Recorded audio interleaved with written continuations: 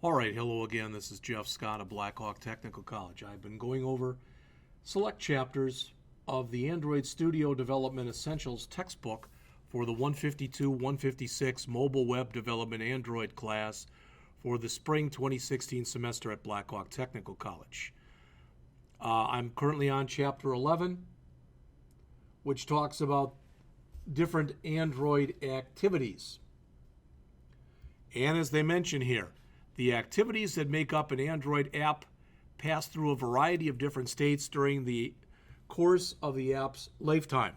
So the objective of this chapter is to provide a high-level overview of the different ways in which an activity may be notified of a state change. And they also talk about activity lifetimes. All right, so first we've got the activity class. As mentioned here, bottom of page 93 in your text. With few exceptions, activities in the application are created as subclasses of either the Android activity class or of a class that has been subclassed from the activity class. All right, and they say even if we look at the example that we looked at from in here, this simple example. If we go into the Java page, it says extends app compat activity.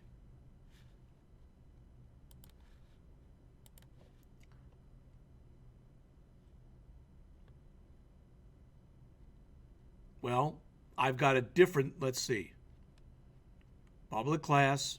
It says here extends action bar activity. And I believe that it has action bar activity in it because in the book, what the author suggested is that you use version 2.2, I think it was, Froyo or something like that, as your lowest class.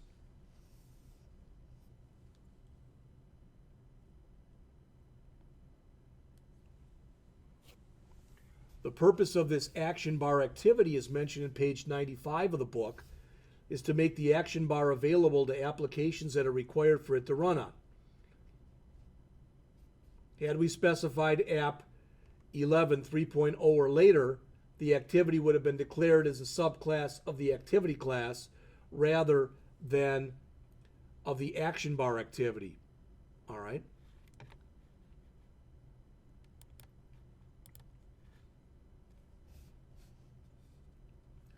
Now, they mention here, and I'm on the middle of page 95 in the text,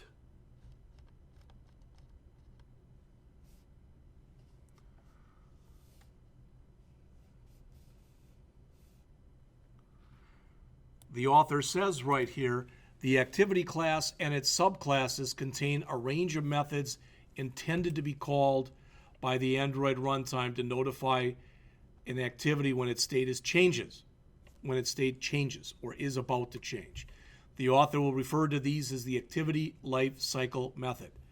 An activity class simply needs to override these methods and implement the necessary functionality to react accordingly to state changes. What does that mean? It's very similar to stuff that we talked about back in the beginning days of 152, 142 in the C# class, when you learned that by default you'll have a button. That button will automatically have a button click event, but nothing will happen in that button click event until you put some code in there. And that's what the author is mentioning to you right here. All right. A key objective mentioning here on the bottom of page 95 and going on to page 96 is ensuring that the state of an activity is saved and restored at appropriate times. When? Well, one time we've already mentioned, when you go from landscape to portrait or vice versa. Another might be you're running an app and your phone rings. So as the author says, when talking about state, we mean the data that is currently being held within an activity and the appearance of the user interface.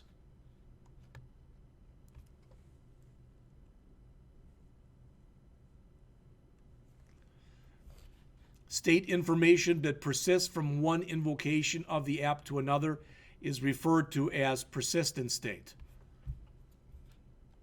The appearance of the user interface is referred to as dynamic state, since it typically only retained during a single invocation of the app. The purpose of saving a persistent state is to avoid the loss of data that may result from an activity being killed by the runtime system while in the background. Now, that could be real simple, and it might not be that big a thing. For example, let's say that you've got a game and you just got a new high score in the game. Well, worst case, somehow something gets damaged or whatever while you're working on this, so even though you're attempting to save it, you're not actually able to.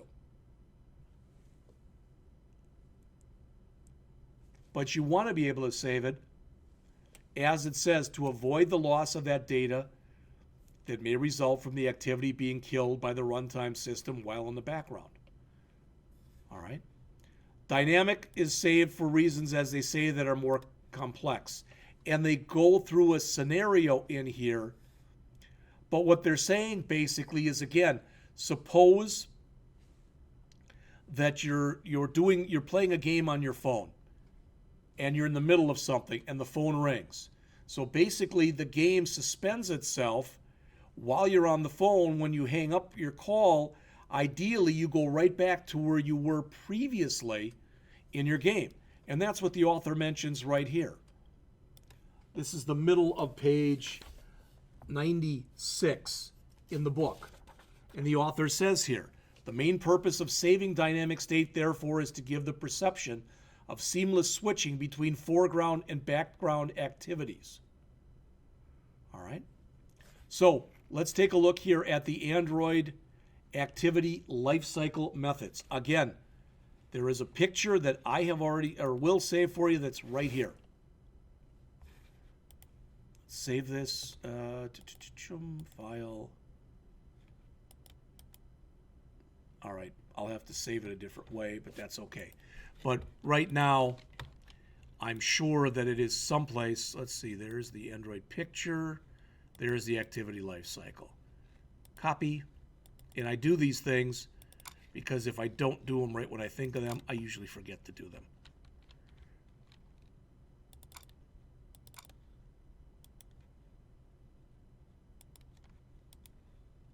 Let's make a new folder here. We'll call it images. And I'll throw that activity lifecycle in there. And I'll also grab that Android architecture. Copy that in there. So they're both there. And as we go on an as-needed basis, I may add more things to it. All right, let's take a look, and I'll leave this picture up as we go through the stuff that's in here. The activity class contains a number of lifecycle methods which act as event handlers when the state of the activity changes. First, we've got onCreate. The onCreate method is called when the activity is first created, and it's where you'll do most of your initialization tasks. In other words, it's similar, it's not the same, but it's similar to what we use the constructor for in a Java program. OnRestart, called when the activity is about to restart from having previously been stopped by the runtime system. OnStart, always called immediately after onCreate or onRestart methods. The onStart method indicates to the activity that it is about to become visible to the user. OnResume indicates that the activity is now at the top of the activity stack and it is the activity with which the user is currently interacting.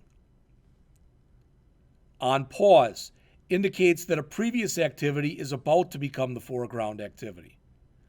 OnStop, the activity is no longer visible to the user. The two possible scenarios that may follow this call are a call to onRestart in the event that the activity moves to the foreground again, or onDestroy if the activity is being terminated. OnDestroy, the activity is about to be destroyed either voluntarily because the activity has completed its tasks and is called the finish method, or because the runtime is terminating it either to release memory or due to some kind of configuration change. There are also two methods intended specifically for saving and restoring the dynamic state of an activity. All right. And those are on resource instance state, which is called immediately after a call to on start, in the event that the activity is restarting from a previous invocation in which it was saved, and on save instance, which is called before an activity is destroyed so that the current dynamic state, typically related to the user interface, can be saved.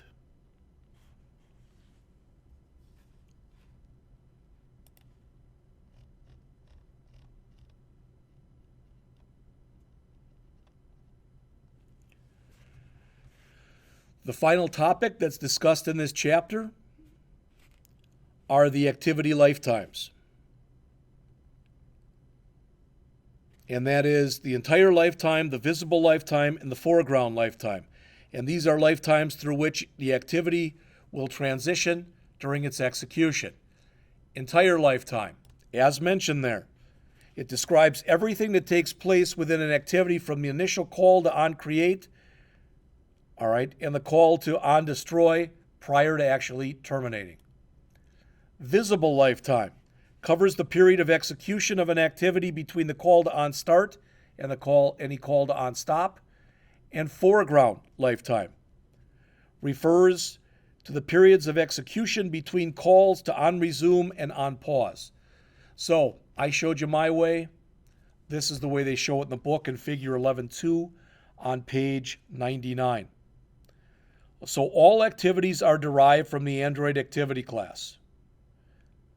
This contains a number of event methods that are designed to be called by the runtime system when the state of an activity changes.